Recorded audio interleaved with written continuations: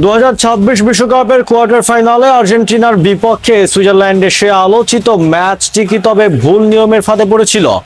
Forward ব্রিল অ্যাম্বুলোকে দেওয়া সেই বিতর্কিত লাল কার্ড নিয়ে এবার খোদ ফুটবলের নিয়ম কানুন নির্ধারণকারী সংস্থা আইএফবি বোমা ফাটিয়েছেন।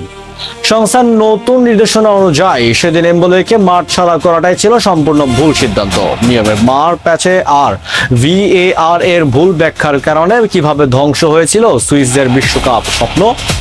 আর্জেন্টিনার বিরুদ্ধে কোয়ার্টার ফাইনালের সেই মহানাটকীয় ঘটনার আসল সত্যতা জানতে ভিডিওটি এখনই শেষ পর্যন্ত দেখুন। বিশ্বকাপের কোয়ার্টার ফাইনালে আর্জেন্টিনা বনাম সুইজারল্যান্ডের ম্যাচটি কি তবে চরম উত্তেজনার মধ্যে দিয়ে যাচ্ছিল? দুই দলই 1-1 সমতায় থাকায় মাঠের প্রতিটি ইঞ্চি দখলের লড়াই ছিল চোখে পড়ার মতো। ঠিক তখনই ম্যাচের 72 মিনিটে ঘটে যায় সেই বিতর্কিত ঘটনা।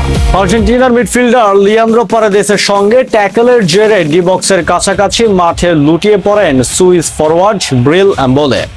প্রথমে রেফারি পারেদেসকে ফাউলের দায়ে হলুদ কার্ড দেখালেও মুহূর্তের মধ্যে ভিএআর রুম থেকে হস্তক্ষেপ করা হয়। রিভিউ শেষে রেফারি সিদ্ধান্ত বদলে ফেলেন। পারেদেসকে দায় মুক্ত করে উল্টো এমবোলের ওপর ফাউলের অভিনয় বা সিচের সিমুলেশন এর অভিযোগ আনা হয়। আর এই কারণে এমবোলেকে দেখানো হয় তার জীবনের দ্বিতীয় হলুদ কার্ড, যার ফলশ্রুতিতে অবধারিত লাল কার্ড দেখে মাঠ ছাড়তে বাধ্য হন এই সুইস তারকা। অতিরিক্ত সময় গড়ানো সেই ম্যাচে পরে 3-1 ব্যবধানে জয় পেয়ে সেমিফাইনালের নাম লেখায় আলবিসেলেস্তেরা।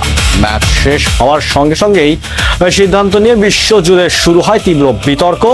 কানসাস সিটিতে ম্যাচ শেষে ক্ষোভে ফেটে পড়েছিলেন সুইজারল্যান্ডের কোচ মুরাত ইয়াকিন। তিনি সংবাদ সম্মেলনে সাফ জানিয়ে দিয়েছিলেন রেফারি ভুল সিদ্ধান্ত নিয়েছেন এবং এই ধরনের ত্রুটিপূর্ণ নিয়ম পুরো ম্যাচটাকে নষ্ট করে দিয়েছে। কোচ ইয়াকিনের সে অভিযোগ যে একেবারে অমূলক ছিল না তা অবশেষে স্বীকার করে নিয়েছে খোদ ফুটবলের নিয়মক নির্ধারক সংস্থা আইএফএবি। গত মার্চ মাস থেকে ভিএআর প্রোটোকল নিয়ে কাজ করা জুরিখ ভিত্তিক এবং এই সংস্থাটি জানিয়েছে এমবোলের ঘটনাটিতে ভুল খেলোয়াড় শনাক্তকরণ সংক্রান্ত নিয়মটি ভুলভাবে প্রয়োগ করা হয়েছিল। আইএফএবির স্পষ্ট ঘোষণা অনুযায়ী ভিএআর এর কাজ কেবল মূল ফাউলকারীর সঠিক খেলোয়াড়কে শনাক্ত করা, কিন্তু মাঠের রেফারি ফাউল বা সিমুলেশনের মতো বিষয়টিকে কিভাবে দেখছেন তা হুট করে পরিবর্তন করার ক্ষমতা এই নিয়মের মধ্যে পড়ে না। ফলে নিয়ম বহির্ভূতভাবে এমবোলেকে লাল কার্ড দেখানো হয়েছিল বলে নিশ্চিত করেছে তারা। আসলে এই পুরো বিভ্রান্তির সূত্রপাত হয়েছিল বিশ্বকাপের আগেই, যখন আইএফএবি ভুল খেলোয়াড় শনাক্তকরণ নিয়মের পরিধি কিছুটা বাড়িয়েছিল। এর উদ্দেশ্য ছিল খেলা চলাকালীন রেফারি স্পষ্ট ভুলগুলোকে দ্রুত সংশোধন করা।